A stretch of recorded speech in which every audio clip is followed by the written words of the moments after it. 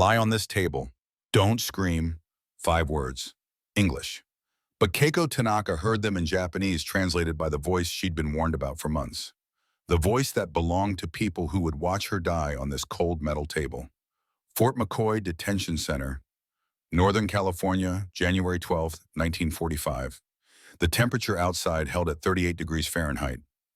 Inside this converted warehouse that now served as a field hospital, the overhead fluorescent lights burned white and merciless.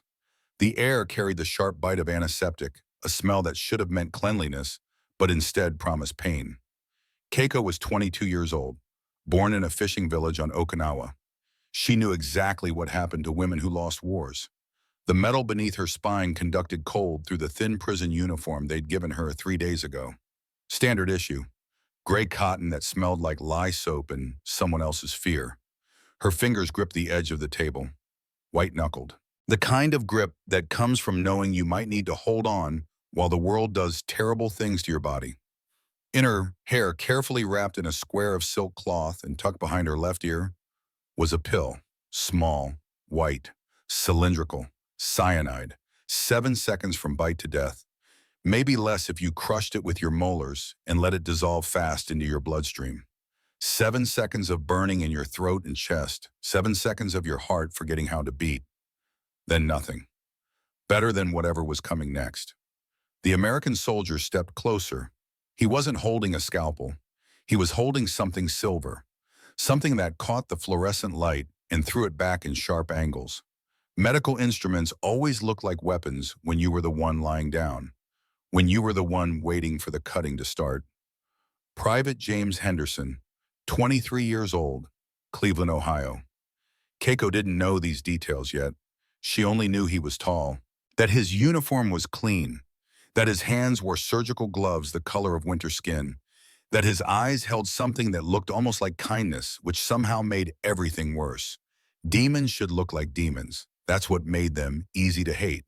43 Japanese women occupied this makeshift hospital, all captured after the Battle of Leyte, all processed through the same fear, all carrying the same instructions from the same officers about what Americans did to female prisoners.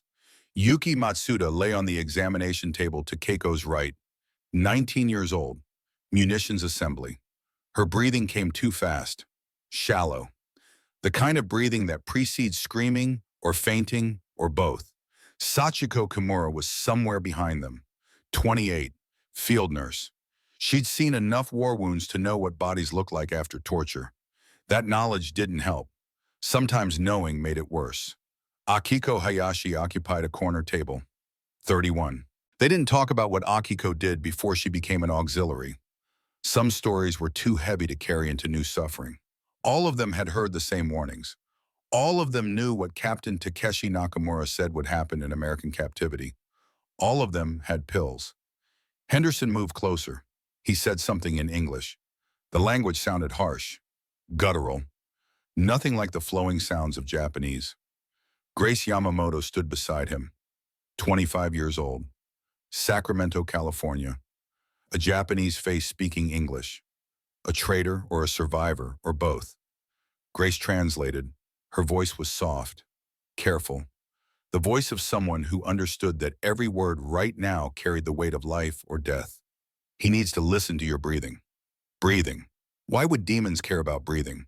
Why would Americans who plan to inject diseases and test chemicals and document your screaming care, whether your lungs functioned properly? The question made no sense. Nothing about this made sense. The silver thing in Henderson's hand was a stethoscope. Keiko didn't know this word. She only saw the metal disc, the rubber tubes, the strange instrument that seemed designed for listening. But listening to what? Listening for what? The memory came unbidden, unwanted. August 1944, Guam Island.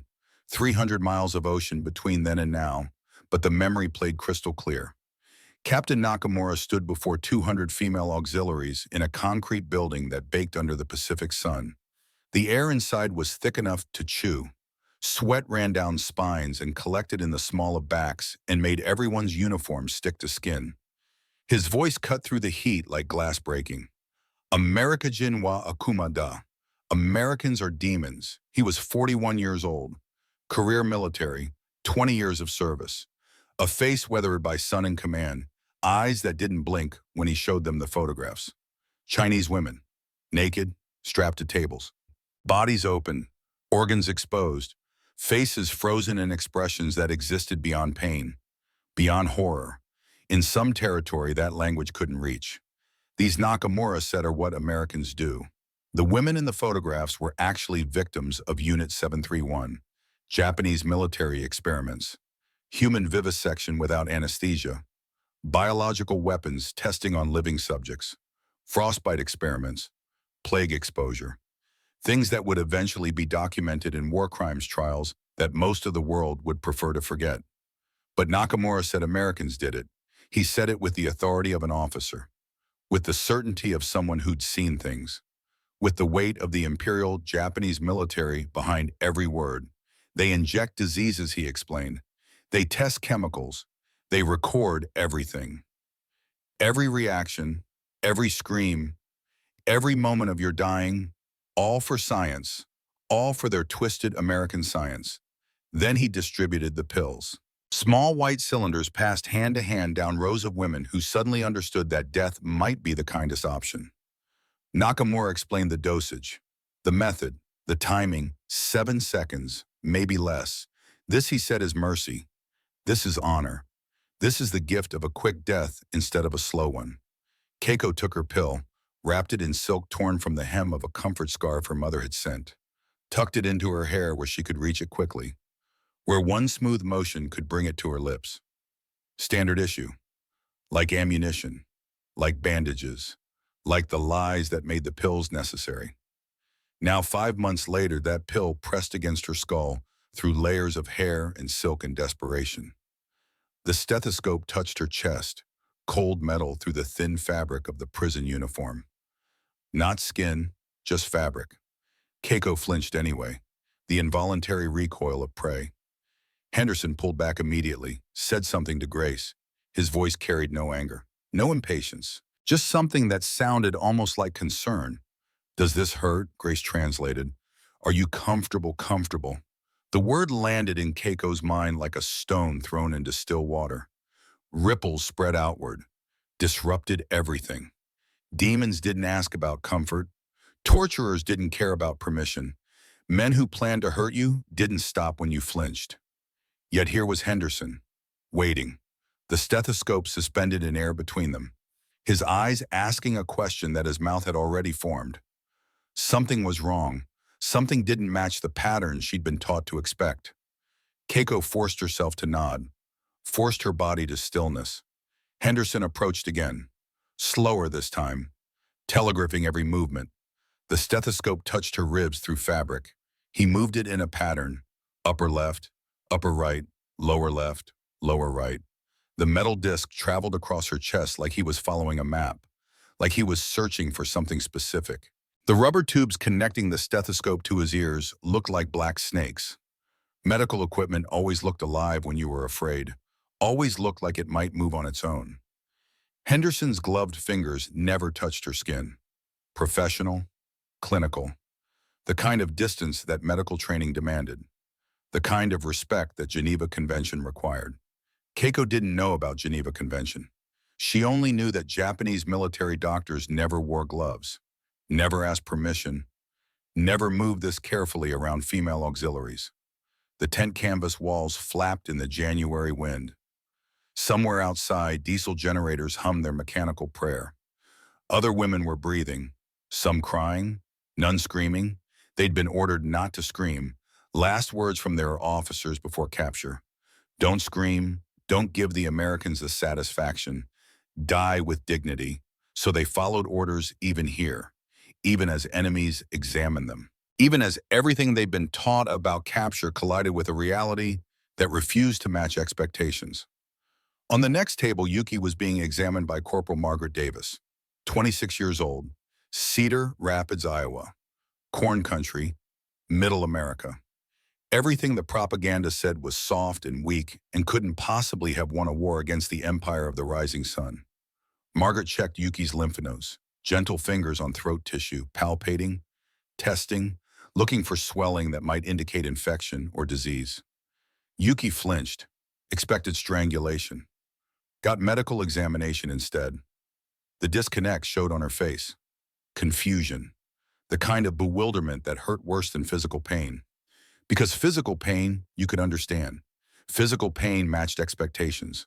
But gentleness, professionalism, care, that was dissonance. That was everything they'd been taught, inverted. Henderson withdrew the stethoscope, wrote something on a metal clipboard, medical shorthand that Keiko couldn't read, numbers and abbreviations that would become part of her permanent record. Then he did something unexpected. He showed her the stethoscope, held it out, let her see the metal disc, the rubber tubes, the earpieces. He gestured, asking through Grace if she wanted to understand. Grace translated.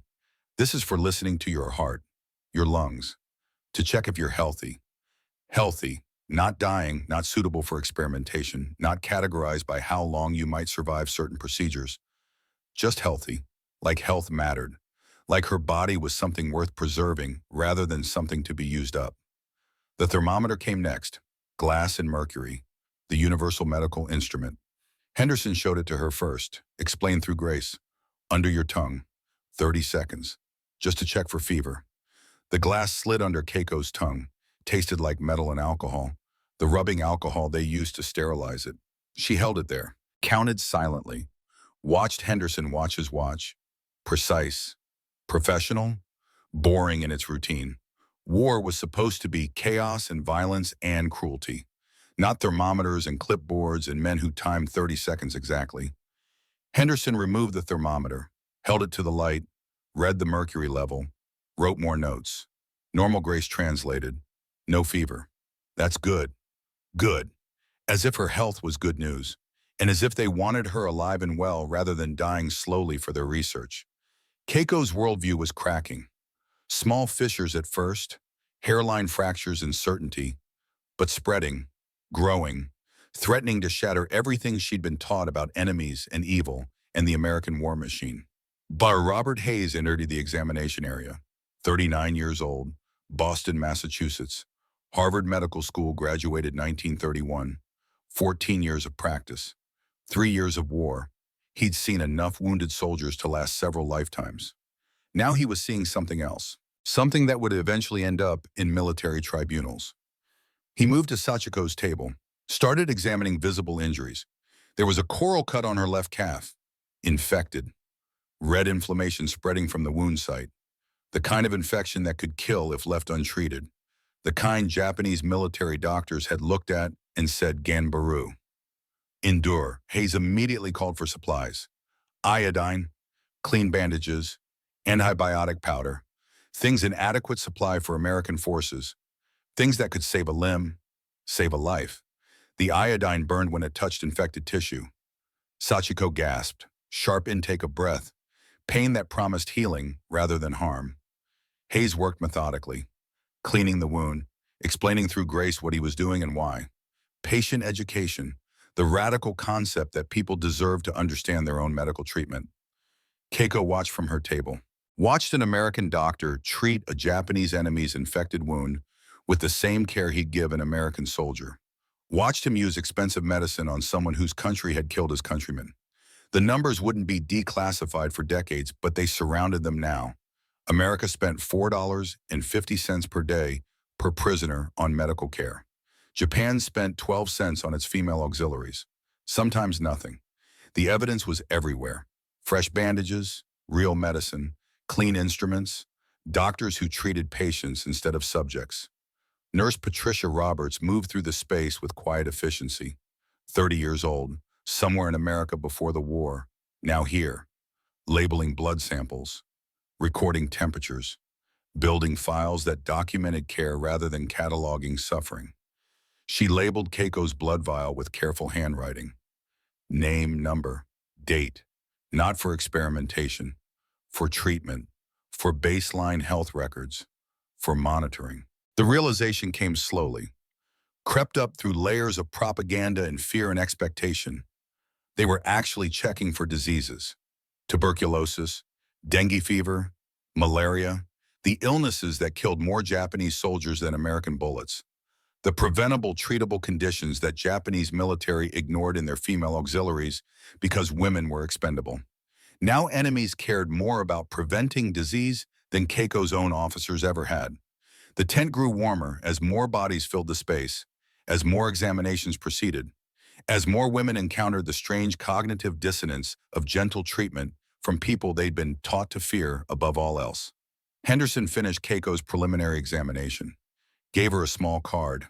Grace translated, "This shows you're cleared for regular meals, full medical treatment, access to all facilities, privileges, not torture, not experimentation, not the documented dying that Nakamura promised, just basic human care, warmth, food, medicine, the minimum requirements of the Geneva Convention that America actually followed." Keiko held the card, thin paper, official stamps, her name written in English letters she couldn't read. Proof that she existed as a person rather than a prisoner number. The examination was ending. Henderson and Margaret and Hayes were moving to other patients. The process continuing. Systematic, thorough, professional. Grace leaned close, spoke quietly. "Just for Keiko, they're checking everyone for tuberculosis. It kills a lot of people here. They want to prevent it. Treat it if you have it. Keep everyone healthy." Healthy, that word again. Landing like artillery in carefully defended positions. Keiko's hand moved unconsciously toward her hair, toward the silk-wrapped pill. 7 seconds to freedom. 7 seconds away from whatever came next. But what if what came next wasn't torture? What if everything Nakamura said was lies? If he lied about American medical experiments? What else was false? The superiority of Japanese military honor, the necessity of death before surrender, the certainty that capture meant fates worse than dying. The questions opened like wounds, like something breaking inside that had held too tight for too long. Henderson was putting away his equipment, cleaning the stethoscope, making notes. His movements carried no menace, no anticipation of violence, just the routine motions of a medical professional finishing one patient and preparing for the next. He had a photograph tucked in his chest pocket, barely visible, corner of a frame peeking out. Someone waiting at home. Wife, children, family who wanted him to survive this war and come back to Ohio and return to whatever life looked like before bullets and death in overseas service. He was human, tired.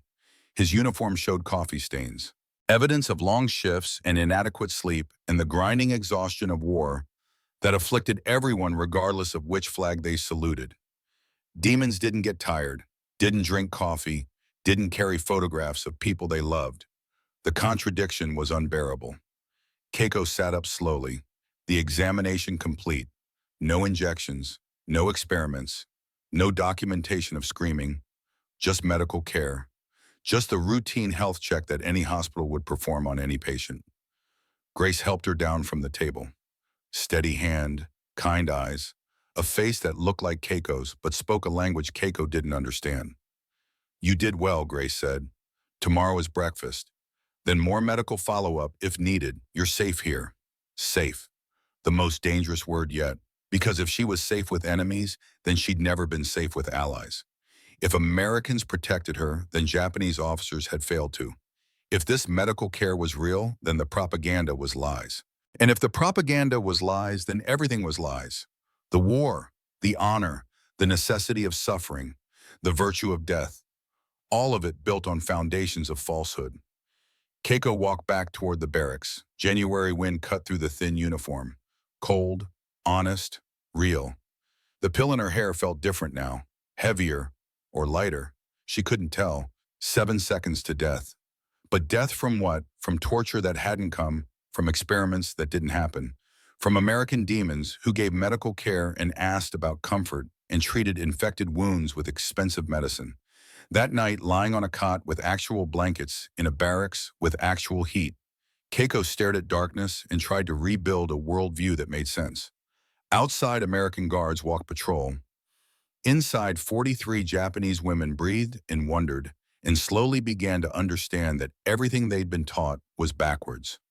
The last thought before sleep came was strange, unexpected, almost frightening in its simplicity. If they lied about the medical experiments, what else did they lie about? And more terrifying, what if America wasn't the enemy? What if it never was? The questions hung unanswered in the dark. Tomorrow would bring breakfast, whatever that meant, whatever that revealed, whatever truth waited in the morning light of a California January in 1945. But tonight, Keiko Tanaka, 22 years old from Okinawa, former radio intercept operator for the Imperial Japanese military, was alive, unharmed, treated, documented, protected, by demons who asked about comfort, by enemies who checked for tuberculosis, by Americans who apparently believed that even in war, even with people who'd killed your countrymen, basic human dignity still mattered. The pill stayed in her hair, wrapped in silk, ready. But for the first time in 5 months, Keiko wasn't sure she'd need it. 6 o'clock in the morning, January 13th, 1945. The sound came from somewhere outside the barracks. Not a whistle, not screaming, not the harsh bark of Japanese officers demanding immediate assembly. A bell, just a bell, simple, almost gentle, the kind of sound that belonged to churches and schoolhouses and peacetime mornings when the world wasn't trying to kill you. Keiko opened her eyes to unfamiliar darkness. The barracks was warm, actually warm. Heat came from radiators along the walls, metal contraptions that hissed and clanked but pushed warmth into air that should have been freezing. The blanket covering her body was wool, real wool, thick enough to trap body heat, heavy enough to feel like protection. She'd slept, actually slept, not the half-aware dozing of someone expecting violence, not the fitful unconsciousness of exhaustion too deep to resist, but actual sleep, the kind where your body trusted the world enough to let go completely. This fact terrified her more than anything else. Corporal Margaret Davis entered the barracks with a clipboard. Morning light filtered through windows that had glass instead of paper. Her boots made soft sounds on the wooden floor. No stomping, no deliberate intimidation. Just the practical footsteps of someone doing a job. Grace Yamamoto followed 2 steps behind, always translating, always mediating between two worlds that spoke different languages, but shared the same confusion about what happened next. "Good morning," Grace translated Margaret's words. "Breakfast in 15 minutes. Medical clearance is required, but you all passed yesterday's examinations. Please prepare yourselves and gather in the main corridor." Yuki sat up on the cot beside Keiko's. Her face held the expression of someone who'd woken expecting nightmare and found only morning. The disconnect showed in her eyes. That particular confusion that came from mercy in places you expected cruelty. "Breakfast," she whispered. "Or poison." Sachiko was already standing. 28 years old, field nurse. She'd seen enough war to know that hope was dangerous, that expecting good things led to worse disappointment when the inevitable bad things arrived. "Does it matter?" Her voice was flat. "We're already dead. We just don't know it yet." Akiko said nothing. She was checking her pillowcase, making sure the pill she'd hidden there was still present, still ready. Her fingers found the small cylinder wrapped in cloth, and some of the tension left her shoulders. Insurance, just in case breakfast was everything they'd been warned about. The women moved slowly, stiff from sleeping on cots that were somehow both harder and softer than what they'd grown accustomed to. Prison uniforms wrinkled from a night of actual rest, hair that needed washing, bodies that carried the accumulated exhaustion of months. Margaret waited patiently. No rush, no countdown, no threat of punishment for moving too slowly. This patience was its own form of psychological warfare. Kindness that undermined every defensive position they'd built. Gentleness that dissolved certainty about who the enemy really was. "They're taking us to showers first," Grace translated Margaret's next instruction. "There's hot water, soap, clean towels. Take your time." The shower room was larger than expected. Tiled walls, multiple shower heads, drains in the floor, industrial but clean. The kind of facility designed for processing many bodies efficiently, but without the cruelty that efficiency sometimes demanded. Steam was already rising. Someone had turned on the hot water before they arrived. Let it heat. Prepared the space like you'd prepare for guests rather than prisoners. Keiko approached the nearest shower head. Chrome fixture, American made. She turned the knob. Water came immediately. Warm, getting warmer, building to actual heat. Her hand registered the temperature before her brain processed what it meant. Hot water, real hot water. Not the cold buckets of auxiliary camps. Not the twice-monthly allowance of lukewarm water that never got the salt and grime completely clean, but actual hot water that came from pipes and didn't run out after 2 minutes. She stepped under the stream, fully clothed at first. The prison uniform soaked through immediately. Gray cotton turned charcoal. Water ran down her face, her neck, collected in fabric and dripped to the tile below. Then she removed the uniform, let it fall in a heap, stood naked under water that was almost too hot. That bordered on painful. That felt like the first honest thing to happen in months. The heat spread across her shoulders, down her spine, over the 17 scars that Lieutenant Hiroshi Hayashi had carved into her back with a bamboo rod between August and December 1940. The water touched each raised line of scar tissue, each permanent record of punishment, each reminder that Japanese officers had hurt her more than American enemies ever had. Steam filled the room, thick enough to obscure vision, heavy enough to breathe in gulps, the kind of humid warmth that belonged to bathhouses in peacetime, in a world where water was abundant enough to waste on comfort. Soap appeared beside him. Margaret was distributing bars to each woman. Not lye soap that burned skin. Real soap, the kind that lathered, the kind that smelled like something other than chemicals and harsh cleansing. Lavender. Keiko held the bar to her nose. The scent was impossible. Delicate, floral, the kind of luxury that belonged to rich women in cities. Not prisoners of war in California detention centers, not enemies being held by a country that should have hated them. She washed slowly, methodically. Soap in her hair, soap on her skin, suds that formed and rinsed away and took months of accumulated fear with them. The water at her feet ran gray at first, then clearer, then almost pure. Around her, other women were discovering the same impossible truth. Hot water, real soap, time to actually get clean. Yuki started crying, silent tears mixing with shower water. Her shoulders shook. She was washing and weeping and couldn't stop doing either. The cognitive dissonance was breaking something inside all of them, something that had held rigid for too long, some certainty about suffering and enemies and what capture was supposed to mean. Margaret stood near the entrance, not watching them shower, just present, available, patient. She'd brought clean towels, white cotton, soft, the kind that absorbed water instead of just spreading it around. Take your time, Grace translated again. No rush. We have plenty of hot water. Plenty. The word landed like a small bomb. Plenty meant abundance, meant resources that exceeded immediate need, meant a country wealthy enough to give hot showers to prisoners while fighting a war on two fronts across two oceans. Keiko stood under that water for 7 minutes. She counted.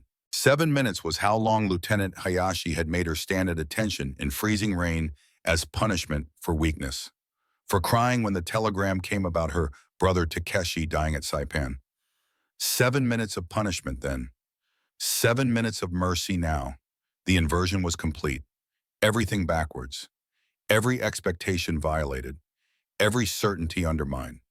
When she finally turned off the water, the silence felt loud. She wrapped herself in the white towel Margaret offered, soft cotton against clean skin, warmth trapped against her body. Her reflection in the metal mirror showed someone unfamiliar. Clean face, wet hair, eyes that couldn't quite process what was happening. A woman who'd expected death and was getting basic human dignity instead. The other women were finishing, wrapping in towels, standing on tile that held residual heat from hot water. All of them looked confused. All of them wore the expression of people whose worldview was cracking in real time. Clean uniforms waited in the changing area. Not new exactly, but clean. Washed, dried, folded, with actual undergarments that fit, with socks that didn't have holes. They dressed in silence. What was there to say? How do you articulate the experience of expecting torture and receiving hot showers? How do you explain to each other that everything you've been taught might be lies? Walk to the mess hall took 3 minutes, down corridors that had windows, past rooms that looked like offices instead of interrogation cells, through a facility that felt more like a school than a prison. The smell hit them before they entered. Food cooking. Actual food. Not the cold rice and watery miso that constituted rations, not the pickled vegetables that were supposed to provide nutrition, but mostly provided salt and bitterness.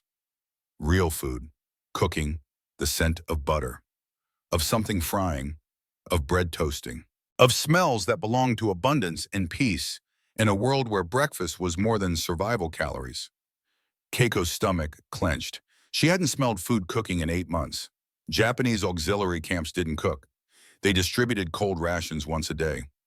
Rice balls, pickled plums, sometimes dried fish if supplies were adequate. Always cold, always just enough to keep working, never enough to feel satisfied.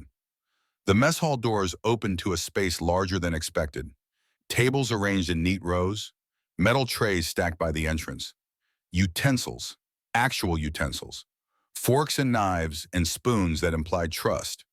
That suggested prisoners might be allowed to hold implements that could theoretically be weapons. And napkins, paper napkins beside each place setting, during a war, when paper was valuable, when everything was rationed, when conservation was patriotic duty. They were giving napkins to prisoners.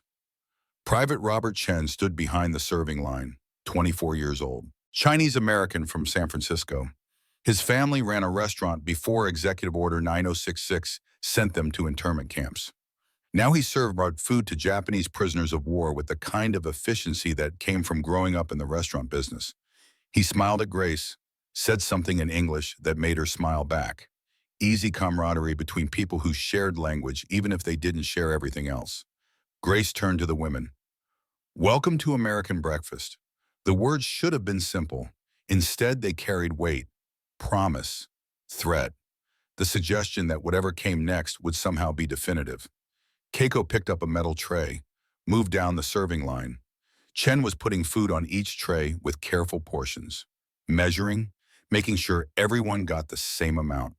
The first item was scrambled eggs, real eggs, not powdered, not reconstituted, but actual eggs that had been whisked and cooked in butter and were still steaming. Yellow, fluffy, the kind of protein that Japanese officers ate while auxiliaries got rice. Toast came next, 2 slices, browned, with butter already melting into the bread, creating golden pools in the holes, making the surface shine. Butter, during wartime, given to prisoners. Fried potatoes followed. Cubed, crispy edges, salt glistening on surfaces, starch and fat and seasoning. Peasant food elevated. Comfort food made with actual care. Orange juice in a small glass.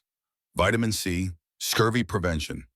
The kind of nutritional planning that suggested someone wanted them healthy, wanted them to survive, wanted them to not develop easily preventable diseases. And then, 3 strips of bacon. Keiko stared. Yuki stared. All 43 women stopped moving and stared at what was on their trays. Bacon, pork, fatty, expensive, impossible pork that existed as rumor in wartime Japan. That officers sometimes ate, that rich civilians in cities might have access to, but never auxiliaries, never women, never the expendable ones. Here, 3 strips each, on metal trays, given to prisoners of war. The meat was still warm, grease collected in small pools around each strip. The edges were crispy, browned. The fat had rendered and caramelized. The smell was overwhelming, salt and smoke and richness. In Japan, meat was luxury. Pork was celebration. Bacon was something that belonged to propaganda posters about American excess, about wasteful enemy nations that didn't understand discipline or sacrifice or the spiritual strength that came from doing without. Here, on her tray, 3 strips, just given, like it was normal, like prisoners deserve protein. Henderson walked through the mess hall, checking on patients, making sure yesterday's examinations hadn't revealed anything requiring immediate follow-up. He stopped at their tables, spoke through Grace. Eat slowly if you haven't had much protein recently. Your digestive systems need time to adjust. It's rich food. Don't make yourselves sick. He was worried about their digestion, not their interrogation, not their compliance, not their willingness to provide intelligence. Their digestion. The concern was absurd, impossible. completely backwards from every warning about American captivity. Keiko sat at a table, placed her tray down. The metal made a soft sound against wood.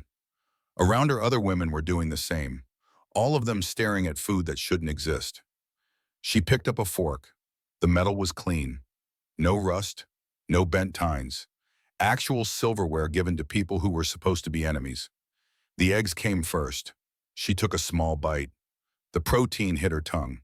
Butter, salt, the rich fatty taste of real eggs cooked with actual care. She chewed slowly, swallowed. Her stomach received the food cautiously, like it wasn't sure what to do with nutrition that wasn't just survival rations.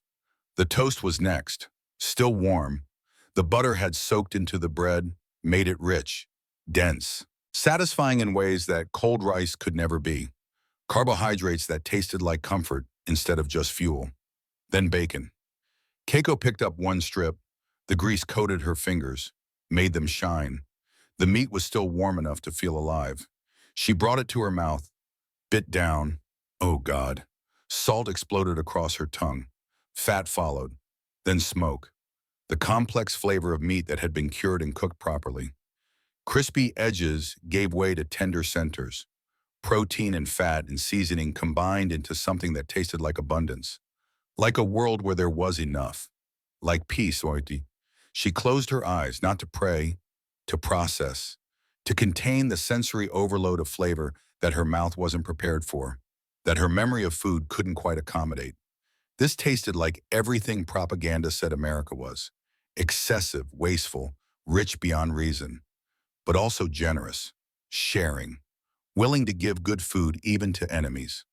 When she opened her eyes, Yuki was crying. Tears streamed down her face while she chewed.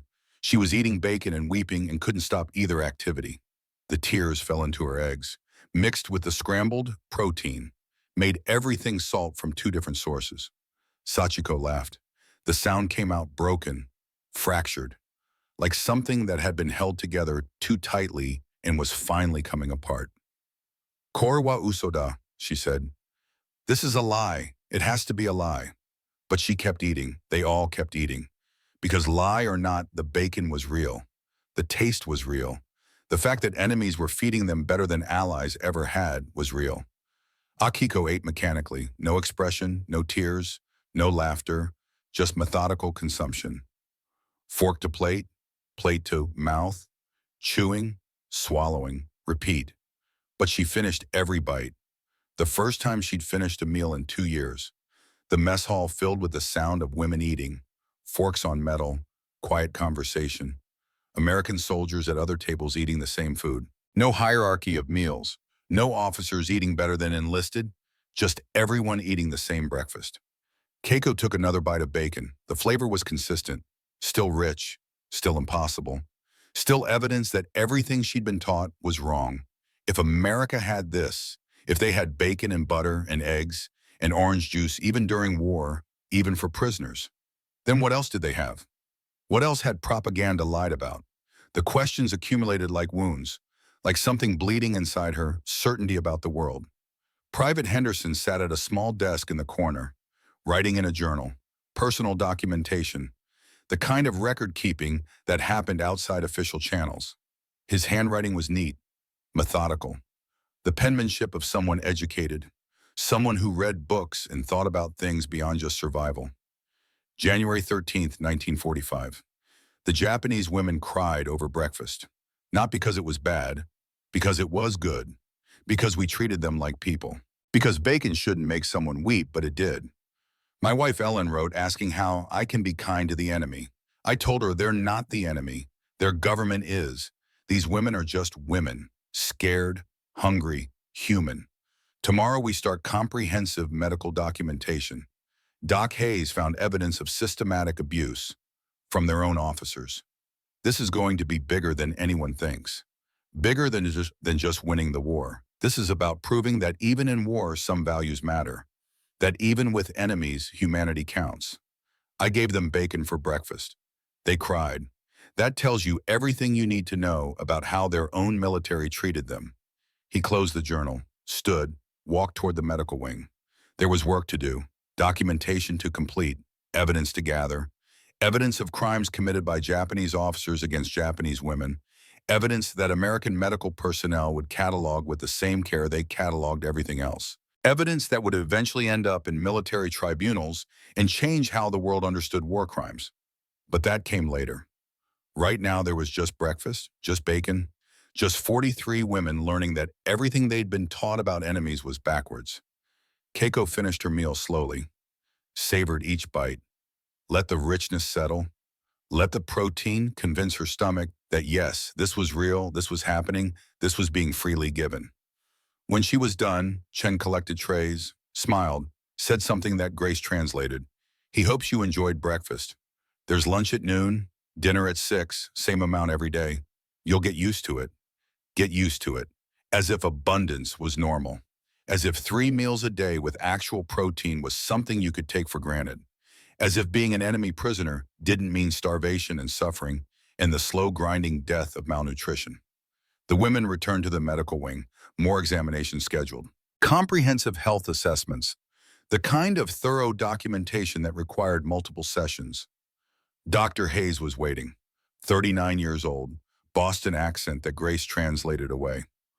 Harvard Medical School credentials that meant he knew exactly what he was looking at when he examined bodies that carried evidence. He started with Sachiko, basic examination, height, weight, visible injuries.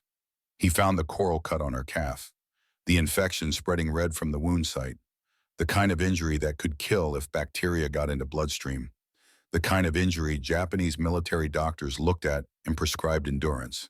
Hayes called for supplies immediately.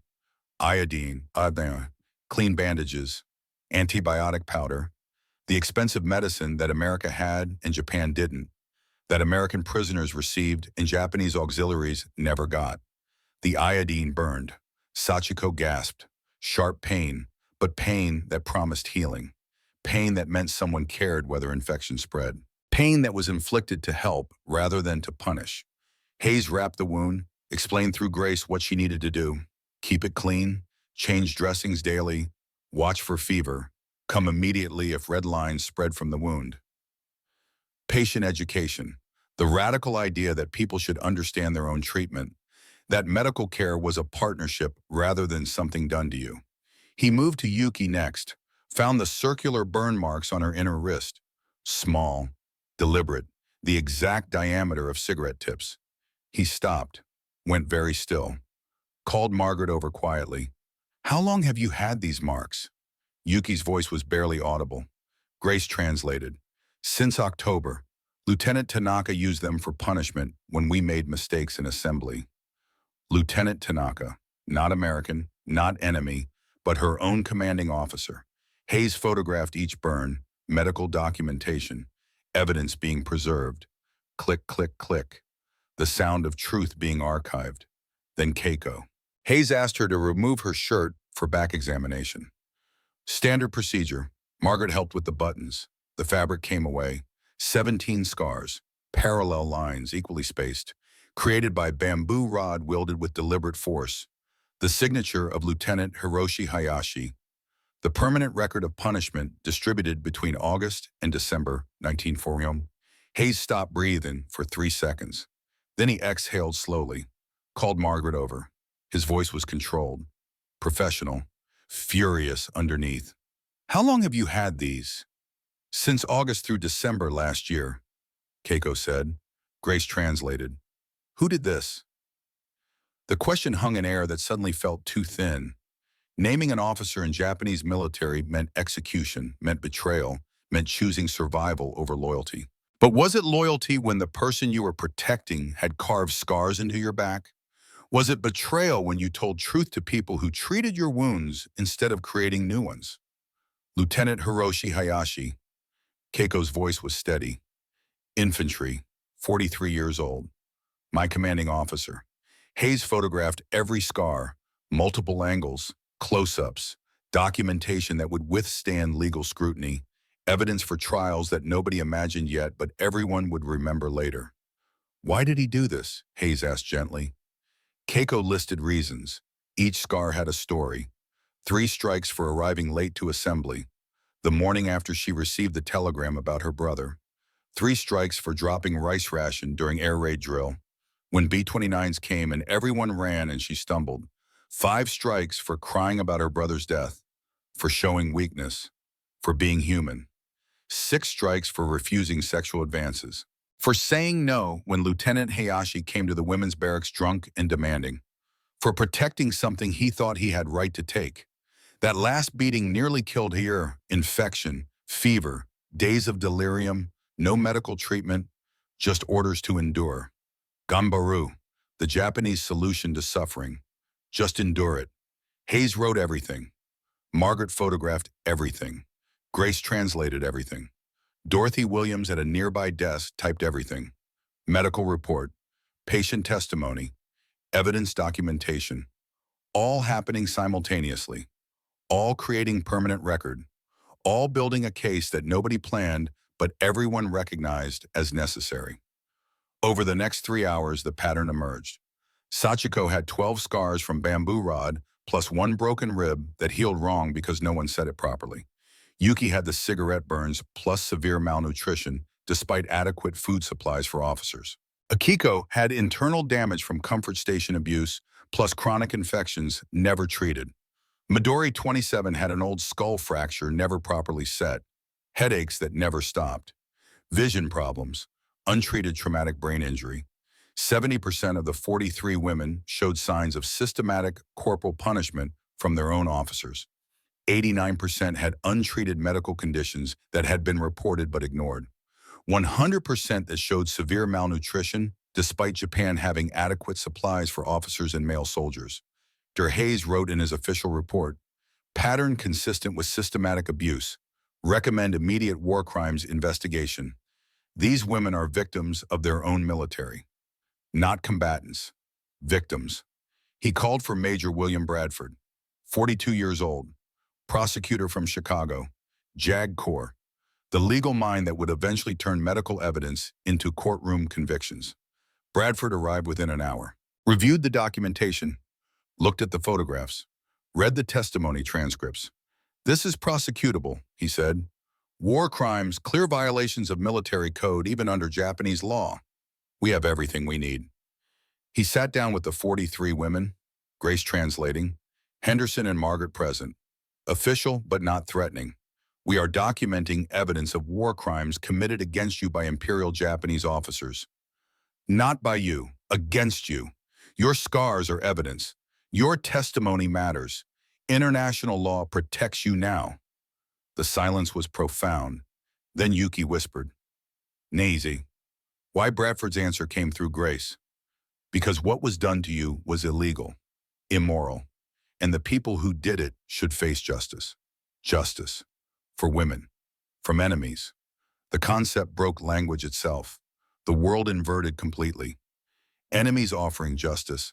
Allies having committed crimes. Everything backwards from propaganda. Everything opposite from expectations. Keiko felt the ground tilt beneath her feet. Not from dizziness, from the complete reorganization of reality, from every certainty collapsing simultaneously. If Americans believed women deserved justice, then Japan's treatment of women was criminal. If enemies protected victims, then allies had failed to protect. If bacon breakfast and hot showers and medical documentation were standard enemy behavior, then everything about the war was lies. The pill in her hair felt different now. Not like salvation. Like evidence of how thoroughly she'd been deceived. Like proof that she'd been ready to kill herself rather than face mercy. That evening, after more examinations and more documentation and more evidence accumulation, Private Chen appeared with something new. Glass bottles, green, wet with condensation from ice. American writing on the labels, Coca-Cola. Keiko stared at the curved glass. She'd seen Coca-Cola in propaganda posters. American decadence. Wasteful luxury while the world starved. Proof that America was soft, weak, destined to lose against disciplined nations that understood sacrifice. Except America was winning, and somehow had enough resources to give soda to prisoners. Chen handed them out, one per woman, showed them how to use the bottle opener. The caps came off with small pops. Psh! Carbonation escaping, bubbles rising. The sound itself was foreign, playful. the opposite of war. Keiko had never tasted carbonation, didn't know what to expect from liquid that moved. She brought the bottle to her lips, tilted. Old liquid hit her tongue. Sweet, possibly sweet, bubbly, effervescent. The carbonation tickled her throat, cold sliding down. Sugar and bubbles and ice in January 1945 in a detention center in Northern California during the largest war in human history. This, Grace said, is what Americans drink. Every day, at diners, at drugstores, at baseball games, even during war, even here. It's normal. It's what we have. It's what we share, Yuki whispered. If they have this for prisoners, what else do they have? Sachiko answered, everything. They have everything we were told they didn't, and they're sharing it with enemies. The Coca-Cola was perfect, cold and sweet and fizzy, and American in ways that transcended simple beverage. It was a symbol of abundance that propaganda said didn't exist, of normalcy during crisis, of a country so wealthy it could give luxuries to prisoners because luxuries weren't luxuries. They were just Tuesday. Japanese officers drank sake while auxiliaries got water. American soldiers gave Coca-Cola to enemies. The contrast told you everything about which system valued human dignity. Night fell on February 1st. The barracks settled into uneasy quiet, women processing what they'd learned, that their scars mattered, that their pain counted, that enemies wanted justice for crimes committed by allies. For Yuki, the knowledge was too heavy. She lay on her cot, staring at darkness, thinking about the 3 women who'd taken their pills, Midori who jumped from Saipan cliffs, friends who died believing American captivity would be worse than death. They were wrong, but they were dead. Survivor's guilt pressed against her chest like physical weight. Why did she live when they died? What made her worthy of bacon breakfast and hot showers while they chose cyanide? Her hand found the pillowcase, found the small cylinder wrapped in cloth, the pill she'd kept despite everything, despite evidence, despite kindness, insurance against the moment when American mercy revealed itself as elaborate cruelty. Maybe that moment was now. Maybe this was the trap. Feed them, heal them, document abuse, then spring whatever torture waited. Better to die now, on her terms. 7 seconds, like Nakamura promised. She unwrapped the pill. White, small, freedom compressed into cylindrical form, brought it to her lips.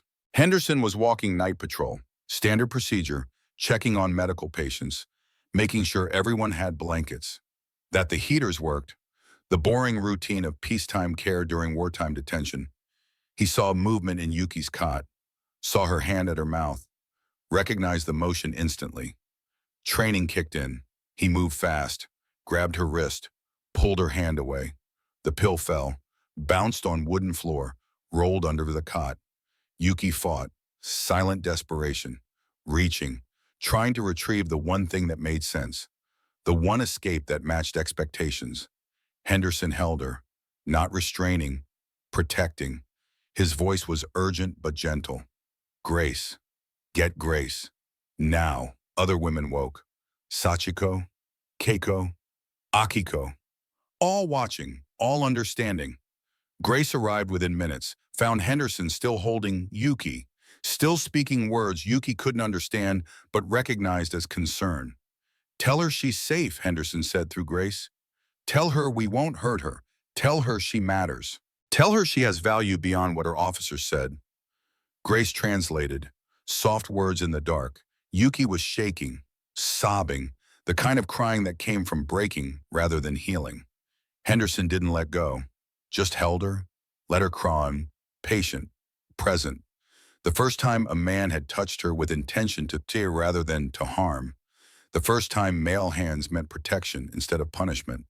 When she finally stopped shaking, Grace asked gently, why Yuki's voice was broken. My friends died believing American demons would torture them. I lived. I ate bacon. I learned they were wrong. How can I be alive when they're dead because of lies? Henderson spoke through Grace. His words were careful, chosen with precision. You honor them by living, by testifying, by showing the world what lies killed them. Dying now doesn't bring them back. It just gives more victory to the people who lied. You matter. Your life matters. Not because of what you do, just because you exist. That's what we believe here, that every person has value, even enemies, even prisoners, even women who were told they're expendable. You're not expendable, you never were. The words landed like medicine, like treatment for wounds that went deeper than bamboo scars. Dr. Hayes arrived, did quick assessment, checked pupils, pulse, made sure she hadn't ingested anything, then prescribed something radical. Tomorrow she gets extra breakfast, more protein, better cot, and daily check-ins with me. Not punishment. Care. He looked at Henderson. You saved her life. Henderson shook head. No, I just gave her the choice we should have given from the start. The choice her own officers never did. Live or die. But know that we want her alive, that her survival matters to us. That night, Yuki slept in the medical ward, under observation. Not punishment, protection. Margaret stayed with her. Quiet presence. Proof that kindness wasn't trap. The pill stayed under the cot. Evidence retrieved the next morning. Documented.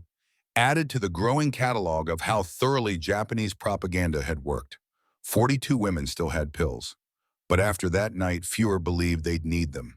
Because if Americans saved Yuki from suicide, maybe everything else they said was true too. Maybe enemies really did believe prisoners deserved to live. February 1st, 1945. 20 days after the bacon breakfast that changed everything. 20 days of hot showers and real food and the slow collapse of every certainty Keiko had built her life around. The testimony room wasn't what propaganda promised. No torture devices, no bright lights designed to blind and disorient, no instruments of pain waiting on metal tables. Just furniture, a wooden table, 4 chairs, a window that showed morning light, a stenographer named Dorothy Williams sitting with her typewriter fingers poised over keys ready to document truth instead of recording screams. 28 years old. Detroit, Michigan. Typing speed 90 words per minute. Fast enough to capture testimony in real time. Fast enough to preserve evidence before memory could fade or fear could silence. Major William Bradford sat across from Keiko. 42 years old. Prosecutor from Chicago. JAG Corps. He'd spent 3 years building cases, gathering evidence, preparing for trials that most people didn't know were coming. Trials that would eventually reshape how the world understood accountability. Grace Yamamoto sat beside Keiko, always translating, always mediating. The voice that made communication possible between two worlds that shared tragedy but spoke different languages. Private Henderson stood by the door, not guarding, protecting. There was a difference. Guards kept prisoners in. Protection kept danger out. The distinction mattered more than grammar could express. Coffee sat on the table, real coffee, steam rising. The bitter smell that meant caffeine and morning rituals in a world where prisoners could refuse refreshment if they wanted. Bradford spoke first. Grace translated. Whenever you are ready, Keiko, take your time. This testimony is completely voluntary. You can stop at any moment. You can refuse to answer any question. Your medical care continues regardless. Your treatment remains the same. This changes nothing about how we protect you. The words should have been simple. Instead, they carried weight, the weight of choice, of agency, of being treated like someone whose decisions mattered. Keiko had spent 3 nights preparing, writing notes in Japanese, organizing memories, putting dates to trauma, names to scars, locations to crimes that Japanese military had committed against its own women. She spoke. Her voice was steady, stronger than she expected. My name is Keiko Tanaka. I am 22 years old. I was born in Okinawa. I served as a radio intercept operator for the Imperial Japanese military from April 1944 to December 1944. I was under the command of Lieutenant Hiroshi Hayashi. Dorothy's fingers moved. Click, clack, click.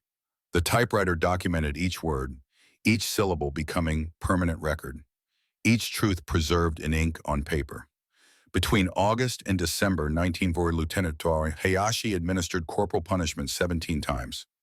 I can describe each incident, the dates, the reasons, the witnesses. Bradford nodded. Grace translated his question. Please do. August 15th, 1944. 3 strikes with bamboo rod. Reason given was arriving late to morning assembly. Actual reason was that I had received telegram about my brother's death at Saipan the night before. I spent the night crying. I overslept by 4 minutes. Dorothy typed, the keys made rhythm, percussion for testimony, background music for justice. August 29th, 1944. 3 strikes. Reason given was dropping rice ration during air raid drill. B-29s came. Everyone ran. I stumbled. The rice spilled. Lieutenant Hayashi said waste was unacceptable. September 12th, 1944. 5 strikes. Reason given was displaying weakness. I cried during radio intercept duty. I was listening to American transmissions and heard them talking about the beach landing at Saipan, where my brother died. Lieutenant Hayashi said emotions compromised operational effectiveness. The list continued. Each beating documented, each justification recorded, each witness named. Yuki saw this one. Sachiko heard that one. Midori helped clean blood after another. The 17th beating came October 3rd, 1944. Keiko's voice didn't waver, but something in her posture changed, tightened. This memory carried different weight. 6 strikes. Reason given was insubordination and disrespect to superior officer. Actual reason was that Lieutenant Hayashi came to the women's barracks after drinking. He made what he called a comfort request. I refused. He said refusal from auxiliary personnel was unacceptable. I refused again. He administered punishment. The infection from that beating nearly killed me. Fever of 104 degrees Fahrenheit. Delirium for 3 days. No medical treatment. Other women brought water, changed cloths, tried to cool the fever. Lieutenant Hayashi said suffering built character. That endurance was virtue. That seeking medical help for disciplinary consequences was weakness. Bradford's jaw tightened. Professional control barely containing personal fury. He'd prosecuted criminals before. Murderers, thieves, men who hurt other men in fights and feuds. But systematic abuse of women under military command, by officers sworn to protect them, that was a different category of crime. Grace translated his next question. Are there other witnesses to Lieutenant Hayashi's pattern of abuse? 12 women can testify to direct observation. 7 experienced similar treatment. 3 are dead. They used the pills we were given after particularly severe beatings. After being told that American captivity would be worse, they chose 7 seconds of cyanide over the possibility of years of American torture. The room went silent except for typewriter keys. Click, clack, click. Death documented, suicide recorded. The permanent evidence of how thoroughly Japanese propaganda had worked. Bradford showed documents then. Captured papers from Guam. Japanese military records seized when American forces took the island. Can you identify any of these? Keiko looked at neat handwriting. Official stamps. The bureaucratic precision that Japan brought to everything, including atrocity. This is Lieutenant Hayashi's report dated October 4th, 1944, the day after my final beating. He writes here about disciplinary action taken against radio operator Tanaka. 6 strikes for insubordination. He documents his own crime. This report from Captain Nakamura dated August 10th, 1944. He requests additional cyanide pills for female auxiliaries. Says current supply is insufficient for unit size. Recommends 1 pill per person minimum, with extras for officers to distribute as needed. This document is supply requisition. Officers are allocated meat portions, sake, tobacco. Female auxiliaries are allocated rice and pickled vegetables. The caloric difference is approximately 600 calories per day. Officers ate while we starved, by design, by policy. Dorothy typed everything. Bradford took notes. Grace translated. Henderson stood witness. History was being documented in real time. The testimony lasted 3 hours. Names, dates, locations. A complete catalog of crimes committed by Japanese officers against Japanese women. Evidence that would eventually fill courtroom documents and newspaper articles and history books. When it was finished, Bradford spoke carefully. Grace translated precisely. Thank you, Keiko. This testimony, combined with medical evidence and captured Japanese documents, is sufficient for war crimes prosecution. Lieutenant Hayashi will face trial, so will Captain Nakamura, so will others you have named. Then he paused. The pause carried information. Bad news coming, news that required preparation. There's something else you should know. We received word this morning. Lieutenant Hayashi was captured in Manila 3 days ago. He's being transported to Fort McCoy. He'll arrive February 6th. That's 5 days from now. The air left Keiko's lungs, just stopped, like someone had reached into her chest and stolen breath itself. Lieutenant Hayashi, the man who carved 17 scars into her back. The man whose drunken comfort requests led to beatings that nearly killed her. The man who told her American captivity would be worse than his punishment. That man would sleep 200 yards away. Bradford continued through Grace. You don't have to see him. You don't have to confront him. Your testimony stands on its own. We have medical evidence. We have documents. We have multiple witnesses. The trial proceeds regardless. This is completely your choice. Choice. They kept giving her choices. The radical American concept that even prisoners had agency, that even enemies could decide, that even victims could say no. The next 4 days moved like dreams or nightmares.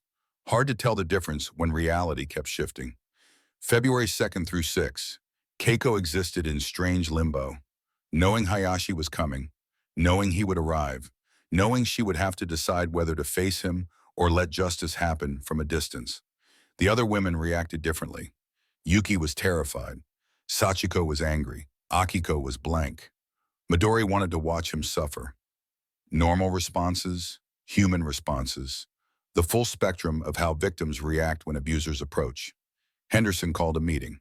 All 43 women present. Grace translating. Margaret and Dr. Hayes there for support. Lieutenant Hayashi is a prisoner. You are under United States military protection. He has zero authority here. He cannot approach you. He cannot speak to you. If he tries, he faces court-martial from our command. You are safe, protected by enemies from their own officer. The inversion was complete, everything backwards, every relationship redefined. Guards had become protectors. Enemies had become allies. Officers had become criminals. February 5th, Sunday afternoon, recreation time. Some American soldiers organized a baseball game in the exercise yard. Informal, casual. The kind of spontaneous activity that happened when young men had free time and needed something normal to do. They invited the women to watch. Most didn't understand. What was this game? Why hit a ball with a stick? Why run in a circle? Why cheer for something that didn't matter? Henderson explained through Grace. Baseball, America's game. We play for fun, for normalcy, for remembering that life exists beyond war. Want to try? Yuki volunteered. Shock moved through the group. Yuki who cried over bacon. Yuki who still had nightmares. Yuki who'd almost used her pill 3 times. Henderson handed her a bat, showed her how to grip it, how to stand, how to watch the ball.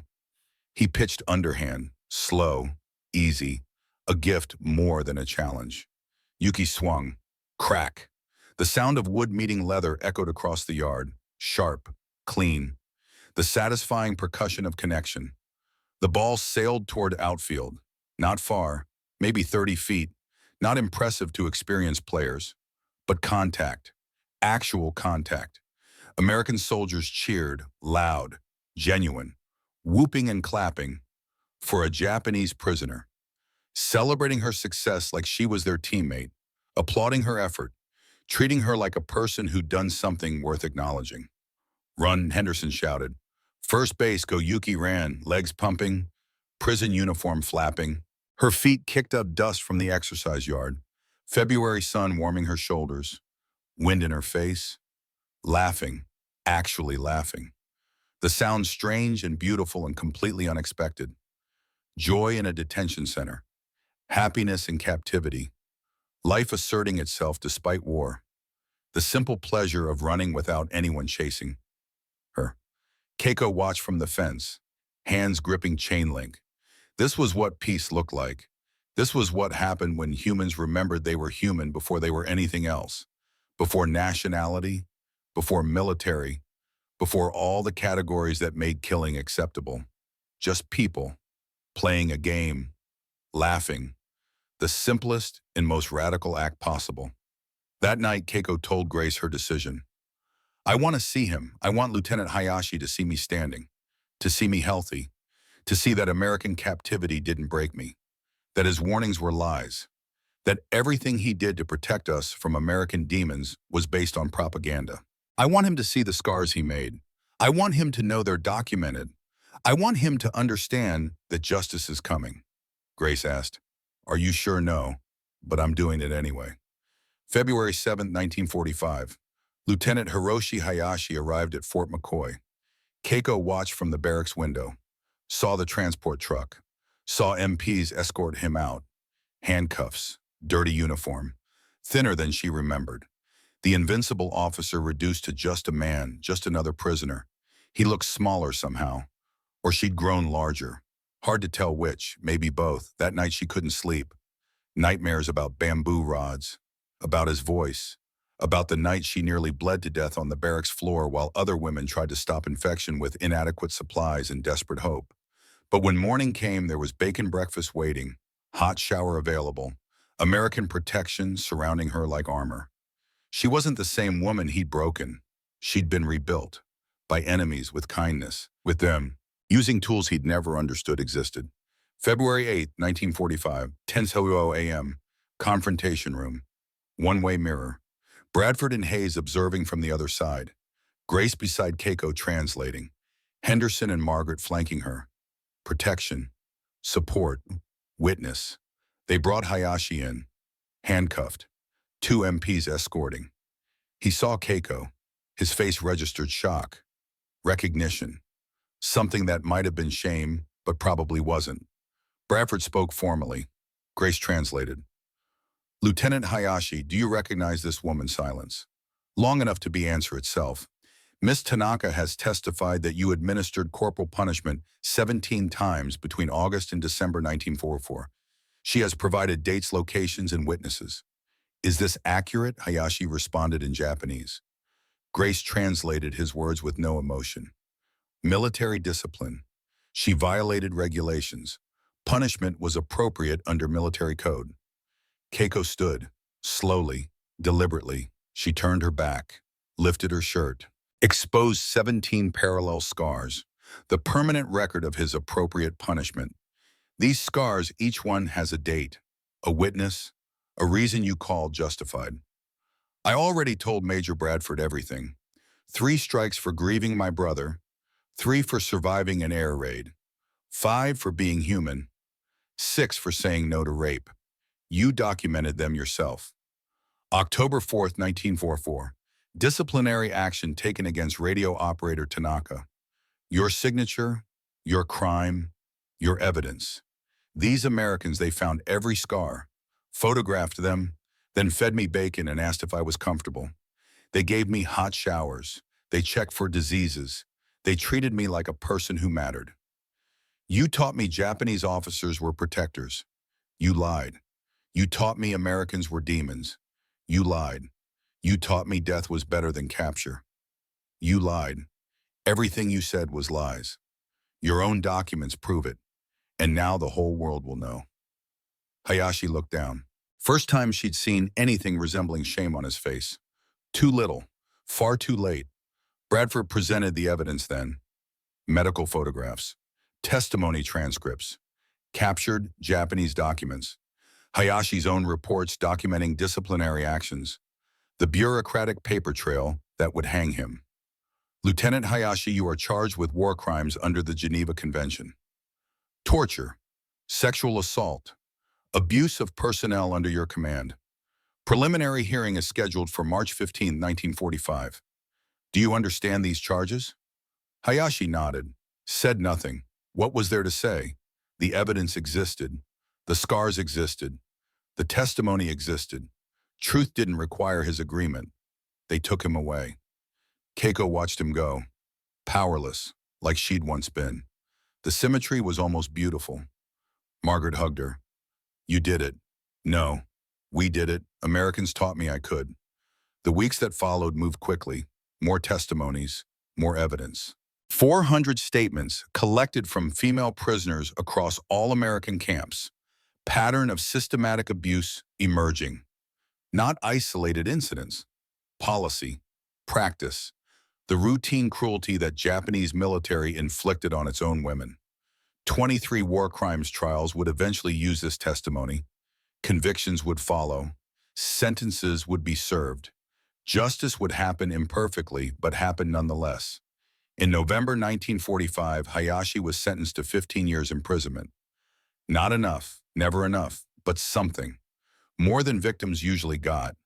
More than women usually received when men in power hurt them. Keiko attended the sentencing, watched him led away, felt empty, not victorious, not satisfied, just tired. The exhaustion of carrying trauma and finally being allowed to set it down. The war ended. Japan surrendered. The 43 women faced new question. What now? Return to Japan. Stay in America. Build new lives in the wreckage of old ones. Keiko chose to stay. Enrolled in nursing school, Oakland, California. Dr. Hayes wrote her recommendation. Margaret helped with applications. Grace tutored her English. She studied anatomy, pharmacology, patient care, learning to heal instead of operating radios, learning to help instead of intercepting transmissions, learning that the hands that once gripped stethoscopes in fear could eventually wield them with purpose. Graduation came June 1948. 25 years old, white uniform, RN badge, new identity built from the ruins of old certainty. Henderson attended with his wife and daughter. Margaret was there. Grace was there. Dr. Hayes pinned her badge. Former prisoners and guards gathering to celebrate life after war. She married Thomas Parker in 1949. Navy veteran, pharmacist. Kind eyes like Henderson. Patient enough to wait while she learned to trust again. Smart enough not to ask questions she wasn't ready to answer. Their daughter Patricia was born 1951. Named for nurse Patricia Robertson Grace, Patty for short. A child who would grow up knowing bacon breakfast was normal, that hot showers were guaranteed, that protection was something you could expect. By 1952, Keiko was working at Oakland VA Hospital, treating veterans, treating refugees, treating Korean War evacuees who arrived terrified because they'd heard propaganda about American medical experiments. One morning in August, a young Korean woman entered the examination room. Ji-yeon Park, 20 years old. From Seoul, refugee status. The intake form said suspected tuberculosis, required immediate screening. But what Keiko saw was herself 7 years earlier. Ji-yeon sat on the examination table, rigid, white-knuckled grip on the edge, eyes tracking every movement. The specific terror of someone who expected pain and didn't know mercy was possible. Keiko recognized every signal, had worn that same expression, had gripped that same table, had carried that same certainty that medical examination meant torture. She approached slowly, held up the stethoscope first, let Ji-yeon see it, explained through the Korean interpreter. This is for listening to your heart, your lungs, to check if you're healthy, it won't hurt, I promise. The exact words Grace had translated for her, the exact gentleness Henderson had shown, the exact humanity that had saved her life. Ji-yeon's breathing came too fast, shallow, the kind that preceded screaming or fainting. Keiko spoke again through the interpreter. Her voice was soft, patient, filled with recognition. You're safe here. I know what you've been told. I know what you fear. I was like you once. I was a prisoner who expected torture and received breakfast. American bacon breakfast, hot showers, real medicine. Everything they told you is lies, just like everything they told me was lies. You're safe. This is just examination, like checking your breathing. The same words. Full circle, 7 years of distance, same fear, same mercy, same choice between propaganda and reality. Keiko placed the stethoscope on Ji-yeon's chest, over the fabric, respectful, professional, the way Henderson had done, the way she'd done thousands of times since. Ji-yeon flinched, then held still, then started crying. Silent tears like Yuki on that first bacon breakfast. Keiko let her cry, stayed present, stayed gentle. Let the cognitive dissonance do its work. Let kindness dissolve certainty about enemies. When the examination finished, Ji-yeon whispered through the interpreter, "Why are you kind to me?" Keiko's answer was simple, true, carried the weight of 7 years. Because someone was kind to me when I expected cruelty. Because bacon breakfast taught me that humanity matters more than nationality.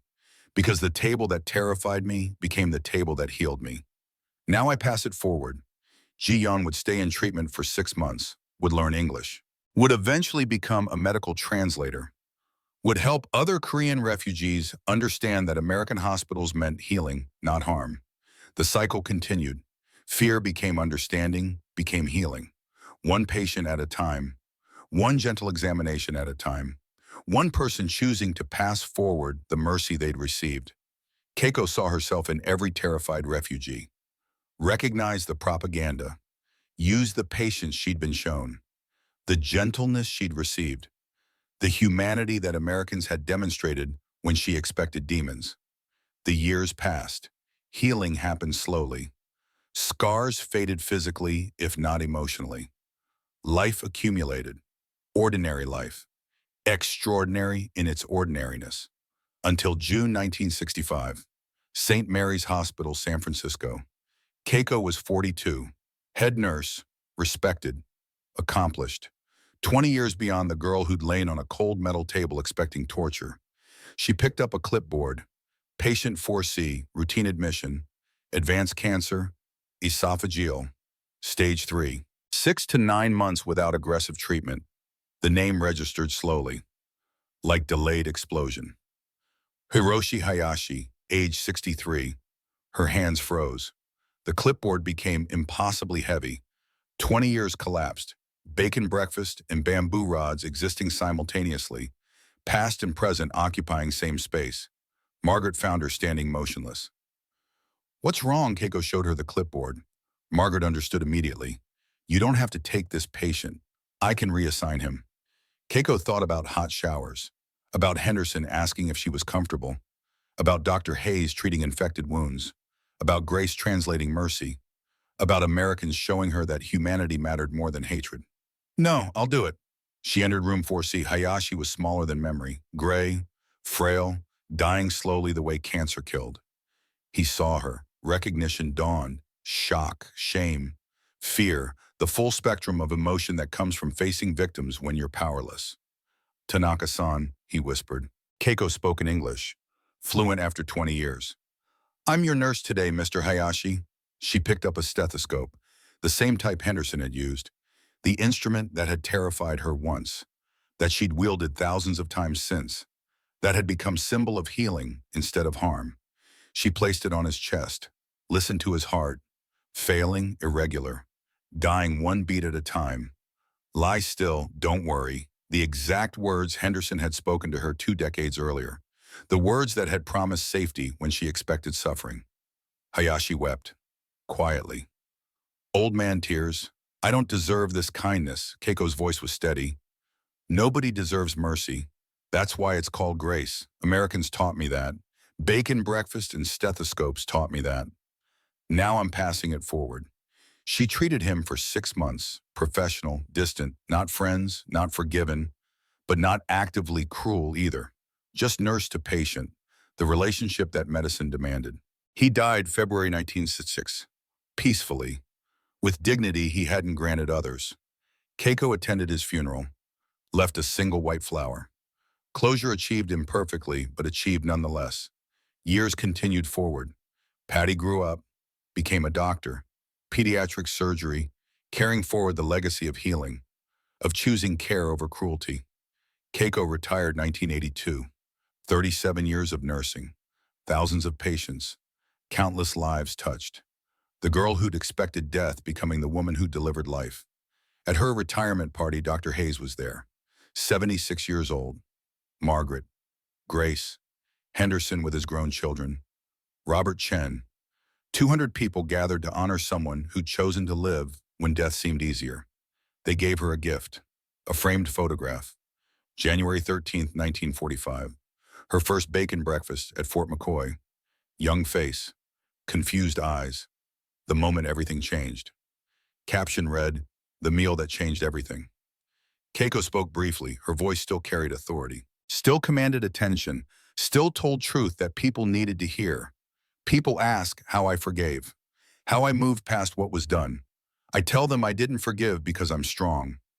I forgave because Americans showed me what strength actually looks like. Strength is feeding your enemy when you're hungry too. Strength is documenting crimes instead of committing them.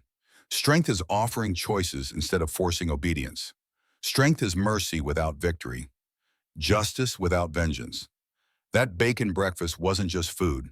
It was a promise that even in war, humanity matters, that even enemies deserve dignity, that even the broken can heal. America kept that promise. I spent my life passing it forward. That's the America worth preserving. That's the America I saw on a cold metal table when a stranger treated my wounds instead of creating new ones. That's the America that saved me. She died 2019, 97 years old, surrounded by family. Three generations who existed because she'd chosen life over cyanide, because bacon breakfast had convinced her that living mattered. Her obituary was simple. Keiko Tanaka Parker, U.S. Army Nurse Corps retired, survived Japanese military service, thrived in American freedom. Remembered most for telling students the table that terrified became the table that heals. The difference isn't the table, it's the hands that touch it. The lesson lived beyond her, in Patty's patience, in the nurses she'd trained, in the values she demonstrated, in the proof that enemies could become healers, that victims could become witnesses, that breakfast bacon could crack worldviews built on lies, in the permanent testimony that even in humanity's darkest chapters, small acts of kindness could save lives. That hot showers and real food and medical documentation could be more powerful than propaganda. That treating people like people, regardless of nationality or history or uniform, was revolutionary. That America at its best understood something essential, something that transcended flags and politics in the machinery of war. That dignity matters, that justice matters, that every person on every table deserves to be asked, "Are you comfortable?"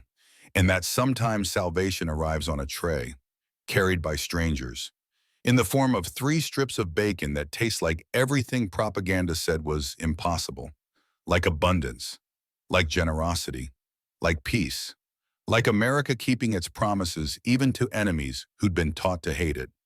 That was the story. That was the truth. That was the bacon that broke her fear and rebuilt her future. That was what mattered most.